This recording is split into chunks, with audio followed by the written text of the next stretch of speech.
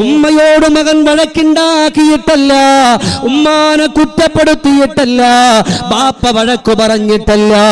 പടച്ചവനെ, ലഹരി മരുന്നിന്റെ അഡിക്റ്റായിക്കൊണ്ട് ജീവിക്കുമ്പോ നമ്മളെ വായിച്ചല്ലോ, ലഹരി ഉപയോഗിച്ചാൽ എന്തിനും ഒരു പരിഹാരമാണെന്ന്. എന്തിനേറെ 5 പേരെ കൊന്നതില് അനുജന്റെ തലക്കടിക്കാൻ വേണ്ടിയിട്ട് മനസ്സ് വരാതിരുന്നപ്പോ ആ ചെറുപ്പക്കാരൻ തീരുമാനമെടുത്തത് കള്ളു കുടിക്കാനാണ്. എങ്കിലേ മനസ്സിന് ധൈര്യം വരുമെന്ന്. എന്റെ ചെറുപ്പക്കാരാ, ഇങ്ങനെയുള്ള അഡിക്റ്റിലേക്ക് വീഴുമ്പോ, ലഹരി മരുന്നിന്റെ പിന്നിലേക്കൊന്ന് പരക്കം പായുമ്പോ, അത് ഉമ്മയാണെന്ന് തിരിച്ചറിയാൻ പറ്റില്ലല്ലോ, അത് ബാപ്പയാണെന്ന് തിരിച്ചറിയാൻ പറ്റില്ലല്ലോ, സ്വന്തം പെങ്ങളാണെന്ന് തിരിച്ചറിയാൻ പറ്റുന്നില്ലല്ലോ, അനുജനാണെന്ന് തിരിച്ചറിയാൻ പറ്റുന്നില്ലല്ലോ, ഒരുമ്മയുടെ വയറ്റിൽ കിടന്ന മക്കളാണെന്ന് പറയാനോ ഈ ലഹരി ഉപയോഗിച്ചാൽ പറ്റുന്നില്ലല്ലോ. എന്റെ പ്രിയപ്പെട്ട ചെറുപ്പക്കാരോട് പറയുകയാണ്, മോനെ, കാലഘട്ടം മോശമാണ്. നിസ്കരിച്ചുകൊണ്ട് പള്ളിയിൽ നിന്ന് പുറത്തിറങ്ങിയ ചെറുപ്പക്കാരെയല്ലേ ഈ 2 ദിവസങ്ങൾക്ക് മുമ്പ് അവിടെ നിന്ന് ലഹരി മരുന്നുമായി പിടിച്ചുപോയത്? നിങ്ങൾ കണ്ടവരാണ്, നിങ്ങൾ വായിച്ചവരാണ്.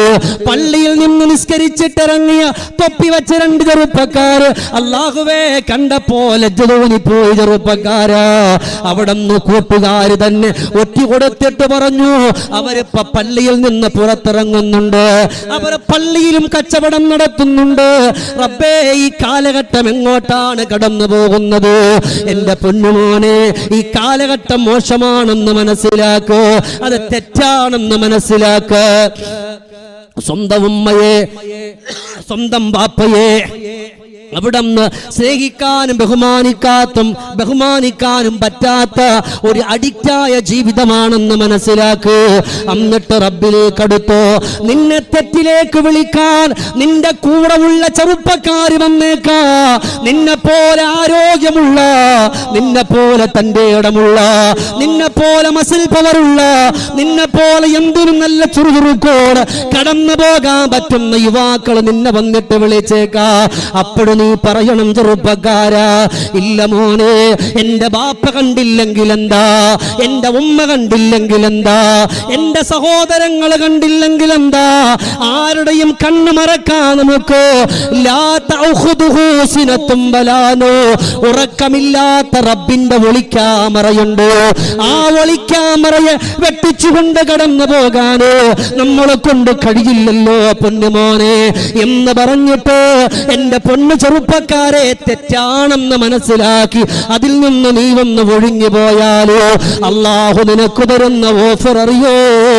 സൂറത്തുർ റഹ്മാനിൽ അല്ലാഹ് പറഞ്ഞത്, വലിമൻ ഖാഫ മഖാമ റബ്ബിഹി